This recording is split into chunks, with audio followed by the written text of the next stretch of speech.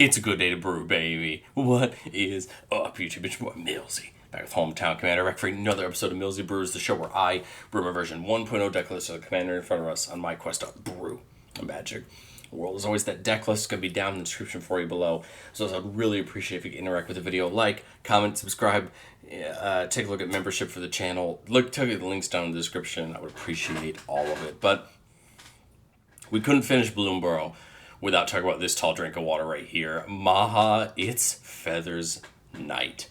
A black elemental bird with flying and trample, with ward to pitch a card, and creatures your opponents control have base toughness 1. I think this is one of those cards that got a lot of Commander players excited when they first saw it because, well, it pairs with a lot of cards to wipe out your opponent's boards of creatures. And I think in a lot of ways this deck is going to be a deck that you might get away with playing into a random play group once, but I think as soon as people know what Maha does, they're going to try their hardest to either keep it off the table or really take it off the table as quickly as they can, which is why not only are we going to find the combos you'd expect to give all creatures -1/-1 and make sure we're killing all of our opponent's creatures, but we're going to just talk about ways to keep Maha around as long as we can, keep it alive, make it so if it dies, it comes back. Just trying to find ways to keep it alive so we can keep that oppressive effect on our opponent's creatures and make sure that we can stay ahead. As well as we're going to talk about some ways we can pay off creatures dying for our own personal advantage so that we can pair this kind of, easy Maha combo and get more value out of it. So as far as the mass removal parts goes, there's a lot of ways to do this. We have things like Karavak the Spiteful that just give all other creatures -1/-1, right? This effect is immediately going to pair with Maha to kill all of our opponent's creatures. Massacre Worm comes down and gives everything -2/-2. And then whenever a creature an opponent controls dies, that player loses 2 life. This is, right, a little bit of best of both worlds there. Night Clubber, when it comes in, gives all of our opponent's creatures -1/-1. Plague Mare, one of the ETBs, gives all creatures our opponents control -1/-1. Black Sun Zenith can give X -1/-1 counters to each creature and shuffle it back into our library, so we can potentially use it another time. Glistening Deluge, all creatures get -1/-1, and all creatures that are green or white get an additional -2/-2 until end of turn, so kind of a potential upside there as well, even if potentially Maha isn't on the board. Golden Demise gives all creatures -2/-2, but if we have the City's Blessing, only our opponent's creatures get it. Gruesome Realization can give all creatures our opponents control -1/-1 till end of turn. Mephitic Vapor, same thing, sorcery speed, -1/-1 till end of turn. The Black Breath, -1/-1 till end of turn. Make obsolete. This one's at instant speed, though. Same thing with Suffocating Flames. And I think what we're trying to do is get a good mix of these effects. Sorceries, instants, enchantments that do it. Pestilence is kind of a fun one because for 1 black mana, we can just deal the damage to each creature and player at instant speed, right?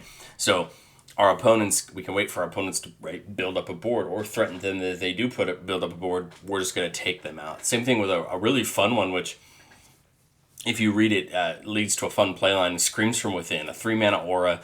It says equip enchanted creature gets -1/-1, and when it's put into the battlefield, return it back from a graveyard to play, meaning we can just chain it through all of our opponent's creatures with Maha out and wipe out their entire boards. As you can see, there's a lot of these effects. In fact, I believe there's 14 or 15 of these effects in the deck, so we should be able to almost always see at least 1 or 2 of them, especially when we really need it. But we have the fun combo effects. We need to protect Maha, make sure that it stays around. So a lot of these effects are the whenever that creature dies, it comes back type effects. Fake Your Own Death, Feign Death, Malakir Rebirth, which has a land on the back if need be. Not Dead After All, Supernatural Stamina, Undying Malice.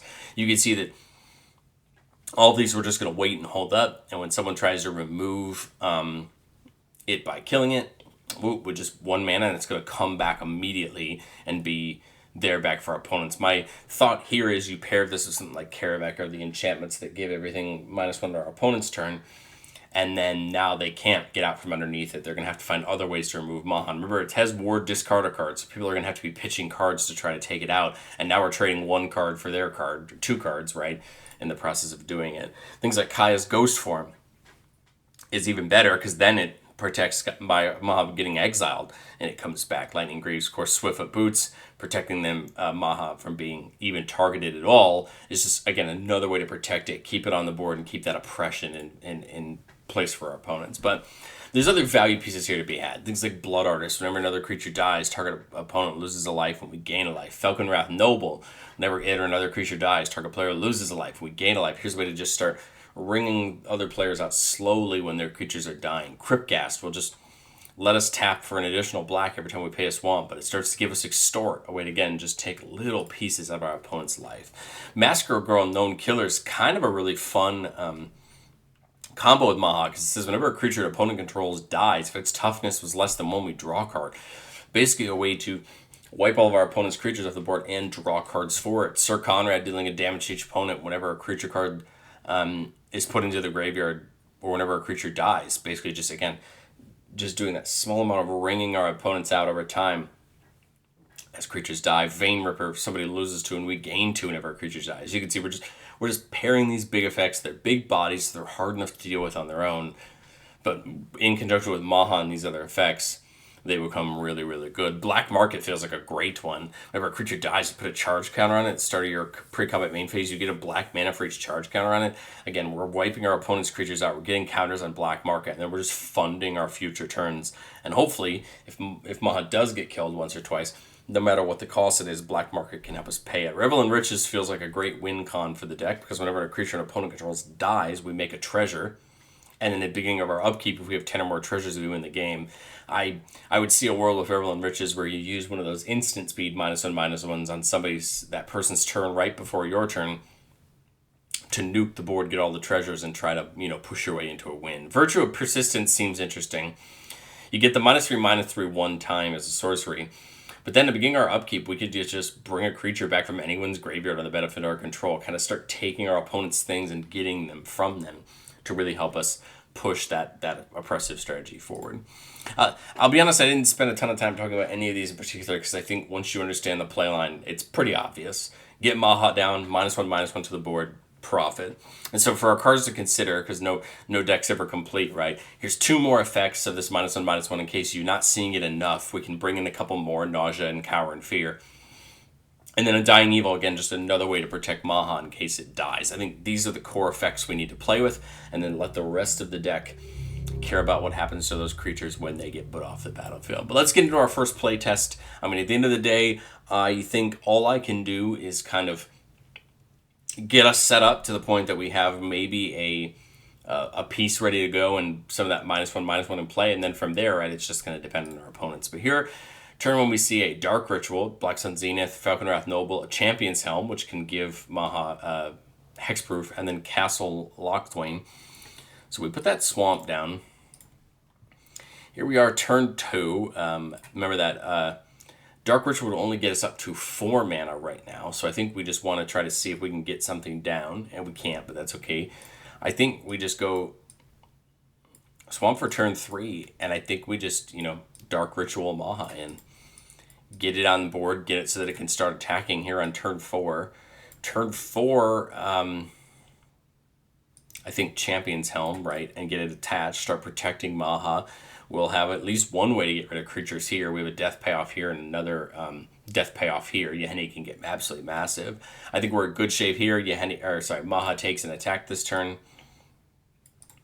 Turn 5, we now have another target to minus something down. Otherwise, I think we just get something like Yahenni down and start prepping for that -1/-1 next turn. Or if we need to do it this turn, then we just Black Sun Zenith. But otherwise, I think we set up Yahenni and Swiftfoot Boots, and then get ready for next turn, or we could do something like put the boots on Yahenni to protect it, and then get that, one off into Black Sun Zenith, take a big, death for all our opponents. Yahenni can potentially get bigger, and I think now it's just finding another death payoff, kind of keeping that oppression down on our opponents. This shuffles back into our library.